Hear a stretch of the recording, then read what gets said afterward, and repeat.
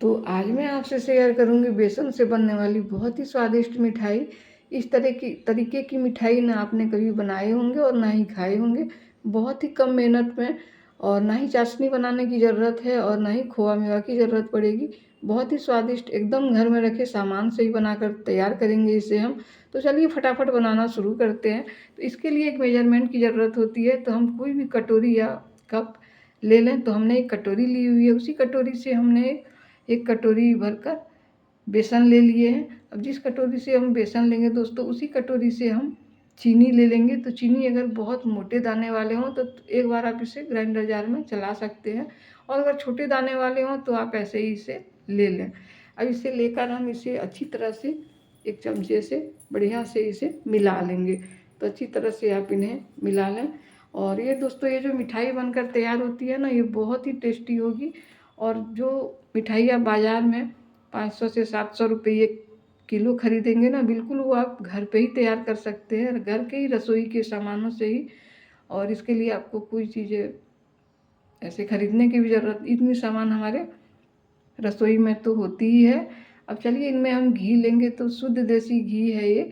तो जितनी मात्रा में हम लेंगे ना, उसी मात्रा में बिल्कुल घी भी लेंगे। ऐसे चाहे आप ज़्यादा दे सकते हैं, पर इतना ही घी इसके लिए बिल्कुल परफेक्ट है। और इसी से ये मिठाई बहुत अच्छी तरह से बनकर तैयार हो जाएगी। अब देखिए इसे हम अच्छी तरह से एक चम्मच से फिर मिला लेंगे बढ़िया से।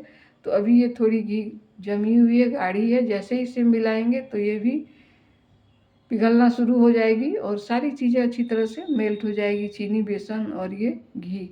तो इन्हें 3 से 4 मिनट के लिए आप अच्छी तरह से बढ़िया से आप मिला लें। तो ये देखिए हमने इसे मिलाकर तैयार कर ली हुई है। अब देखिए इसमें हम कुछ और चीज़ें डालेंगे ताकि ये और ज़्यादा टेस्टी बन सके। तो इसमें इसे हम और ज़्यादा ये करने के लिए इसमें हम दूध डालेंगे। तो दूध अगर आपके पास मलाई वाली हो तब तो और अच्छी है, नहीं तो ऐसे भी नॉर्मल है तो नॉर्मल वाली है तो उसे भी आप दें इनमें। तो हमने इनमें 2 कटोरी के लगभग दूध ली हुई है। अब देखते हैं आधा दूध, तो ये मलाई वाली दूध है। पहले हम आधा ही दूध देकर इसे अच्छी तरह से मिला लेंगे। तो जैसे सारी चीज़ें अच्छी तरह से मेल्ट हो जाए। तो चीनी रहने के कारण ये थोड़ी सी अभी हल्की हार्ड लग रही है, पर कुछ नहीं, दूध देते ही ये बहुत अच्छी तरह से। तो दूध जब भी दें तो आप थोड़ा गुनगुना ही कर लें। ऐसे आप रूम टेम्परेचर वाले दूध भी दे सकते हैं, पर थोड़े से गुनगुना कर लेंगे तो ये बहुत अच्छी तरह से मेल्ट हो जाएगी। अब चलिए इसे हम बहुत अच्छी तरह से इस तरह से हम मिला लेंगे दोस्तों। तो इन्हें अच्छी तरह से आप मिला लें, और जो दूध बची हुई है इन्हें भी हम मिला देंगे, क्योंकि बाद में फिर ये ऐसे ठीक हो ही जाती है। अब सबको बढ़िया से अच्छी तरह से मसलते हुए चमचे को, और बढ़िया से जैसे इसमें कोई लम्स वगैरह नहीं रहे, क्योंकि छोटी सी भी अगर गांठ गुठली रहेगी ना तो फिर उतने परफेक्ट तरीके से ये मिठाई नहीं बन पाएगी।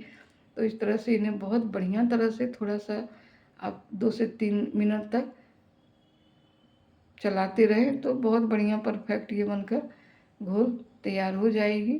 तो बिल्कुल ऐसे ही इन्हें आपको तैयार कर लेने हैं। और दोस्तों, अगर नए हैं आप हमारे चैनल में तो एक सब्सक्राइब ज़रूर करें, और हमारी रेसिपी कैसी लगती है आपको तो इसके लिए आप कुछ कमेंट भी करें। तो इससे मेरा भी ये होगा कि हम कैसे बनाते हैं, आपको पसंद आती है या नहीं, इसकी जानकारी हमें होगी। और ये देखिए तो बनकर ये बहुत अच्छी तरह से अब ये तैयार हो गई है घोल। इधर हम एक पैन को गर्म होने दे देंगे। तो अभी हम इसे लो फ्लेम पे ही रखेंगे। और देखिए ये जो घोल हम बनाकर तैयार किए मिठाई वाली, इसे आप इसमें धीरे धीरे करके ऐड कर दें। अब चलिए इसे अच्छी तरह से हम इसे स्पैचुला की सहायता से ही और रगड़ते हुए और जल्दी जल्दी चलाएं, मीडियम टू लो फ्लेम रखें, और ताकि ये बैठने नहीं पाए और गांठें नहीं पड़ी, इसके चलते आप इन्हें थोड़ी जल्दी जल्दी चलाएं। और 5 से 7 मिनट के अंतर्गत ये बहुत बढ़िया से इनका एक डो बनकर तैयार हो जाता है। तो इसी तरह से आप इन्हें चलाते जाए ताकि अच्छी तरह से जो बेसन है उसका कच्चापन चला जाए और बढ़िया से वो भी सीख जाए। तो इस तरह से इन्हें आप चलाते रहें, और लो को हाई बिल्कुल नहीं करें। इससे क्या होगा ना, फिर ऊपर ऊपर ये जली लगेगी और अंदर से फिर कच्ची रहेगी। इस तरह से इसे आप मीडियम टू लो फ्लेम में ही रख के और बढ़िया से रगड़ते हुए चलाएं तो बहुत जल्दी ये डो बन जाएगी। अब ये देखिए ये डो बनकर बिल्कुल अब तैयार हो चुकी है। तो अब इसे हम थोड़ा सा ठंडा होने देंगे, पर बहुत ज़्यादा ठंडा नहीं होने देना है। ऐसे ही जब गुनगुना रहे उसी समय इनका एक अच्छा सा कोई भी शेप दे सकते हैं, पेड़े वाली या फिर लड्डू वाली, जो भी आपको पसंद हो। तो इस तरह से इन्हें आप अच्छी तरह से अपने मन मुताबिक कोई भी आकार देकर मिठाई तैयार कर लें दोस्तों।